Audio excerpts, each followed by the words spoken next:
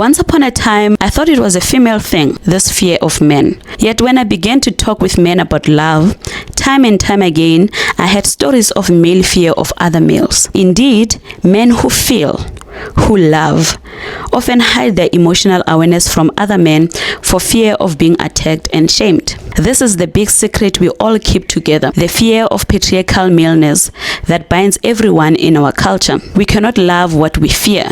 That is why so many religious traditions teach us that there is no fear in love. We struggle then, in patriarchal culture, all of us, to love men.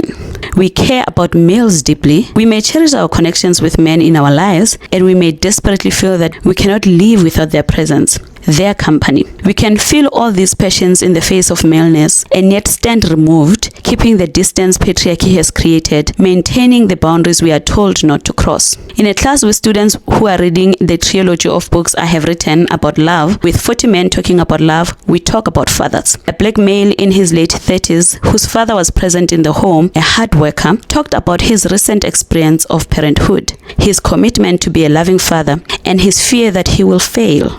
He fears failure because he has not had a loving role model. His father was almost always away from home, working, roaming. When he was home, his favorite way of relating was to tease and taunt his son mercilessly. In a biting voice full of sarcasm and contempt, a voice that could humiliate with just a word.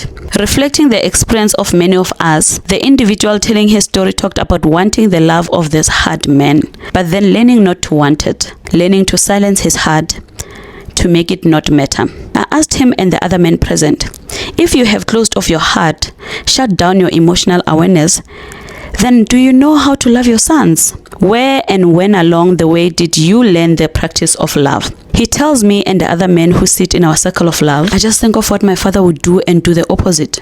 Everyone loves. I affirm this practice, adding only that it is not enough to stay in the space of reaction, that being simply reactive is always to risk allowing that shadowy past to overtake the present. How many sons flee the example of their fathers, raise boys who emerge as clones of their grandfathers, boys who may never even have met their grandfathers, but behave just like them. Beyond reaction, though, any man, no matter his past or present circumstance, no matter his age or experience, can learn how to love.